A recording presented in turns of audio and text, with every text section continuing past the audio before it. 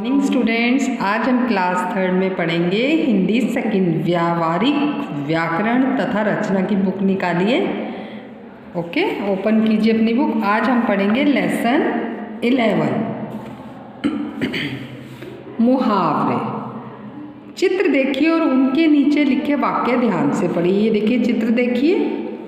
सिपाही को देखते ही चोर भाग गए। सिपाही को देखते ही चोर 9 2 11 हो गए। ये मुहावरा बन गया। राणा प्रताप का घोड़ा चेतक बहुत तेज भागता है। राणा प्रताप का घोड़ा चेतक हवा से बातें करता है। अब ये बहुत तेज भागता है, इसको वाक्य में बदल दिया इस लाइन को, तो क्या बन गया? राणा प्रताप का घोड़ा चेतक हवा से बातें करता है। कभी कभी एक ही बात को दो प्रकार से कहा जाता है। आपने ऊपर लाइनों में पढ़ा ना, जैसे ये भाग गया और 9 2 11 हो गया। एक ही बात है लेकिन दो प्रकार से बोली गई है। जैसे इधर है बहुत तेज भागता है और हवा से बातें करता है। एक ही बात है लेकिन दो तरह से, दो प्रकार से बोली गई है। दूसरे वाक्यों में पहले वाक्य के कुछ शब्द के बदले कुछ नए शब्दों का प्रयोग ज़रूर हुआ है। 9 2 11 हो गया का अर्थ केवल 9 और 2 11 नहीं है, बल्कि उसका अर्थ ये भाग जाना। इसी प्रकार हवा से बातें करना का अर्थ हवा के साथ बातचीत करना नहीं है, बल्कि बहुत तेज भागना है। ये विशेष प्रकार के कथन है, यानी ये कथन विशेष अर्थ प्रकट कर रहे हैं। ऐसे विशेष अर्थ देने वाले कथन मुहावरे कहलाते हैं। जो मतलब स्पेशल, जो विशेष अर्थ प्रकट कर रहे हैं, उनको हम मुहावरे बोलते हैं। जैसे मुहावरे किसे कहते हैं? भाषा में विशेष अर्थ प्रकट करने वाला कथन मुहावरा कहलाता है। ओके, अब देखो जैसे कुछ मुहावरे दिए हैं, मुहावरे उनके अर्थ तथा प्रयोग। सबसे पहले यहाँ मुहावरा लिखा होता है, उसका अर्थ आपको लिखना है। जैसे लाल पीला होना, बहुत गुस्सा होना। अब इसका वाक्य बनाएंगे हम, प्रयोग करेंगे। कक्षा में बच्चों को शोर मचाता देखकर प्रधानाचार्य जी लाल पीले हो गए। लाल पीले होने का मतलब है बहुत गुस्सा आना। सेकंड, मुंह में पानी भर आना।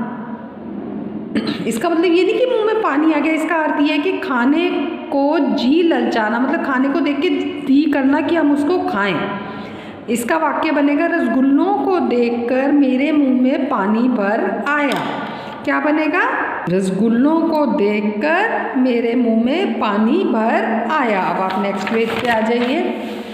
थर्ड, भीगी बिल्ली बनना यानी डर जाना। कक्षा में अध्यापक के आते ही शरारती छात्र भीगी बिल्ली बन गए, मतलब डर गए। जब जो शरारती स्टूडेंट्स होते हैं, जब क्लास में टीचर आता है तो वो डर जाते हैं ना कि अब मेरी डांट लगेगी या पिटाई होगी। ये वही है। फोर्थ, आँख लगना यानी सो जाना। पुस्तक पढ़ते पढ़ते मेरी आँख लग गई। फिफ्थ, पेट में चूहे कूदना, बहुत भूख लगना। पेट में चूहे कूदने का अर्थ होगा बहुत भूख लगना। अब इसका वाक्य बनाएंगे, मम्मी जल्दी खाना दीजिए, मेरे पेट में चूहे कूद रहे हैं। सिक्स्थ, घोड़े बेचकर सोना, गहरी नींद में सोना। अब इसका वाक्य क्या बनेगा? मेरे पिताजी तो घोड़े बेचकर सोते हैं, यानी मेरे पिताजी तो बहुत गहरी नींद में सोते हैं। क्योंकि हमें यही बोला था ना, मुहावरे, ये मुहावरे हैं, ये मुहावरे हैं, इनके अर्थ ये दिए हुए और इनके वाक्य ये बना के दिए हुए हैं। मतलब आपको ये बताया जा रहा है कि मुहावरों के अर्थ आपको आने चाहिए और उनके आगे आप वाक्य कैसे बनाएंगे। सेवंथ, दांत निकालना यानी हंसना। हर समय दांत निकालना अच्छा नहीं होता। एट, गांठ बांधना, अच्छी तरह याद रखना। किसी बात को अच्छी तरह याद रखना, हम कहते हैं ना इस बात को गांठ बांध लो। अच्छे बच्चे बड़ों की शिक्षा को गांठ बांध देते हैं। अगर कोई बड़ा आपको कुछ सिखाता है तो उसे अच्छी तरह से याद रखना चाहिए, यानी गांठ बांध लेना चाहिए कि दोबारा से ऐसी गलती नहीं करनी। किसी बड़े ने, कोई घर का बड़ा अगर आपको समझा रहा है तो उसको अच्छे से याद रखना है। दांत खट्टे करना, हरा देना, यानी किसी को हरा देना। भारतीय सेना ने शत्रु सेना के दांत खट्टे कर दिए। 10 नंबर पे हाथ बटाना यानी किसी की सहायता करना। हमें घर में छोटे मोटे कामों में माता पिता का हाथ बटाना चाहिए। जैसे घर में कोई भी काम होता है छोटा बड़ा, तो उसमें हमें अपने मम्मी पापा की हेल्प करनी चाहिए। कान भरना यानी किसी की शिकायत करना। कान भरना अच्छी आदत नहीं है, बिल्कुल सही कहा। कभी भी फालतू में किसी की शिकायत करना अच्छी आदत नहीं है। हमें कभी भी किसी की शिकायत नहीं करनी चाहिए। कान भरने की आदत जो है वो अच्छी आदत नहीं होती है। 12 नंबर अंगूठा दिखाना, साफ मना कर देना, मतलब किसी भी काम को साफ मना कर देना। मैं रवि को हमेशा मदद करता था, पर जब मैंने उससे पुस्तक मांगी उसने मुझे अंगूठा दिखा दिया, यानी साफ मना कर दिया। 13 नंबर पे नाक में दम करना, बहुत परेशान करना। नाक में दम करने का मतलब होता है मतलब बहुत ज़्यादा परेशान कर देना। कई बार टीचर कहती है ना बच्चों को कि तुम लोग तो बहुत नाक में दम करते हो, यानी तुम तो बहुत परेशान करते हो। या आपकी मम्मी जब आप बहुत तंग करते हो तो आपकी मम्मा भी तो परेशान होकर बोल देती ना मेरे नाक में दम मत करो, यानी मुझे परेशान मत करो। हमारे पड़ोसी ने तो हमारी नाक में दम कर रखा है, ये इसका वाक्य बन गया। 14 नंबर पे दांतों तले उंगली दबाना यानी आश्चर्य में पड़ना, हैरान हो जाना। नन्हे राहुल की बातें सुनकर सबने दांतों तले उंगली दबा ली। मतलब वो छोटा सा राहुल था, उसने कुछ ऐसी बात कही जो सबने दांतों तले उंगली दबा ली।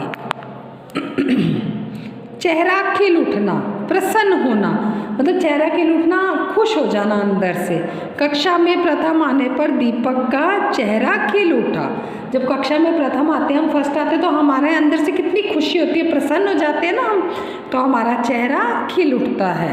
अब हमने आज 11 लेसन मुहावरे पढ़ा, ये आपने पिक्चर्स देखी, उसके बाद लिखे हुए वाक्य, ये जो शब्द लिखे इनके अर्थ ये पढ़ा। उसके बाद मुहावरे किसे कहते हैं आपने वो पढ़ा कि भाषा में विशेष अर्थ प्रकट करने वाले कथन मुहावरा कहलाते हैं। अब आपको अपनी नोटबुक में ये ऊपर क्वेश्चन लिखना है, मुहावरे किसे कहते हैं, उसके बाद आप ये आंसर लिखेंगे। और ये जो आपको ये मुहावरे उनके अर्थ तथा प्रयोग, ये जो 15 मैंने आपको भी पढ़ाए हैं, ये फर्स्ट है जैसे लाल पीला होना, मुंह में पानी भर आना, भीगी बिल्ली बनना, आँख लगना, पेट में चूहे कूदना, घोड़े बेचकर सोना, दांत निकालना, गांठ बांधना, दांत खट्टे करना, हाथ बटाना, कान भरना, अंगूठा दिखाना, नाक में दम करना, दांतों तले उंगली दबाना और चेहरा खिल उठना। इन मुहावरों को आप अपनी नोटबुक में करेंगे, ये मुहावरे लिखेंगे और फिर जो इनके अर्थ दिए हुए आप ये लिखेंगे और इनको फिर आप प्रयोग करके ये सब अपनी नोटबुक में करेंगे। ओके स्टूडेंट्स, आया आपको समझ में? ये आपका वर्क है, ये आपको अपनी नोटबुक में करना है। और अगर आपको कुछ भी समझ में नहीं आता तो आप गूगल मीट पे मैं क्लास लूँगी, आप मुझसे बात कीजिए, मैं आपको वहाँ पे ज़रूर समझाऊँगी। Okay, thank you, bye students.